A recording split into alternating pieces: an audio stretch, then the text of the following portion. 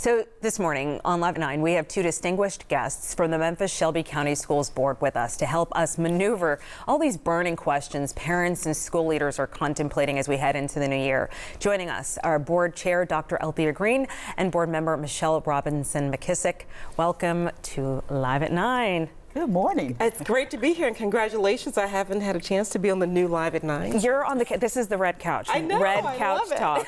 I'm loving the red couch. Deltas love red. Well, boom. Okay. So I'm so glad that we aim to please. We aim to please.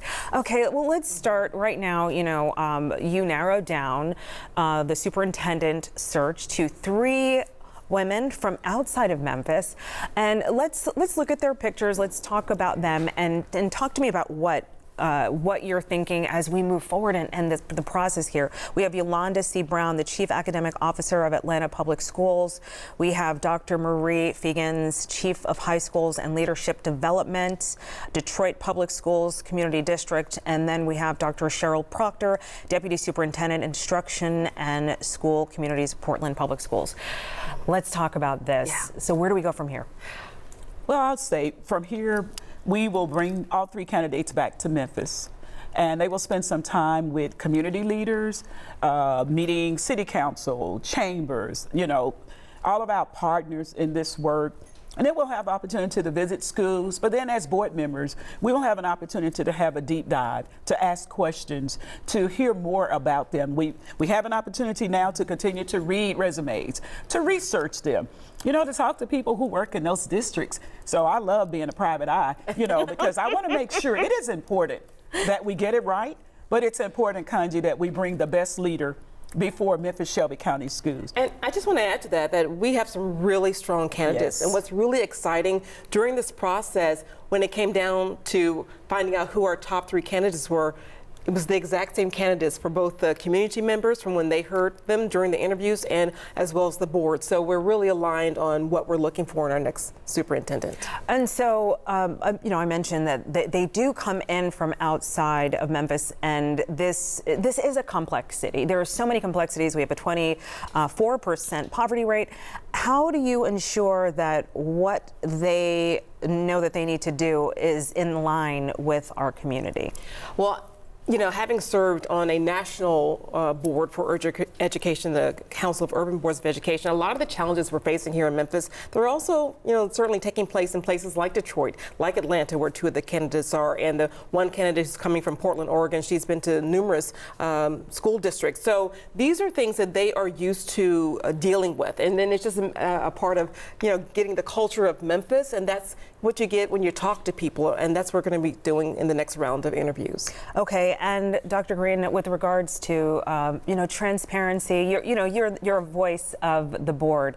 So how do we ensure that our public knows that there has been transparency? Well, Kanji, I think at our last school board meeting, it felt good to have people to stand before us and to say, we want to compliment this board for pushing through and for leading with transparency. So I think having the community along on the journey, having them to participate, allowing them to sit in on interviews and to complete a rubric, I think it really helped us to build and bridge that relationship. And so we are allowing them to be a part of the journey. We will continue to have the community at meetings. We will keep them informed, robocalls. We're doing everything to keep them engaged, informed, and allowing them to participate in this journey. Okay, let's switch now to another issue of school vouchers. You okay? You okay? Okay, well, what's top of mind for you? What? Well, it's something that, we officially have gone on record as a board, proposing a resolution saying that we are not in favor of this. And this is not something that's unique to MSCS. I serve on the Tennessee School Board Association, and school boards all across the state are not in public schools. This is not good to take public school dollars, taxpayer dollars, and then give them to private school education. So when that money can be more beneficial to students here in public education who desperately need those dollars. And what powers does the board have to? And I would say, Kanji, as we are clipping off of ESSER fundings, I think it's a direct attack on public education to encourage people. You can even get vouchers now for homeschooling. When parents work, who will be there to educate those children? And that's scary. And so I think diverting dollars away from public education, we need that in Memphis Shelby County schools. And so I oppose vouchers. I think if people want to provide their students with private education, they should pay for them and not the district, or taking those funds away from public education.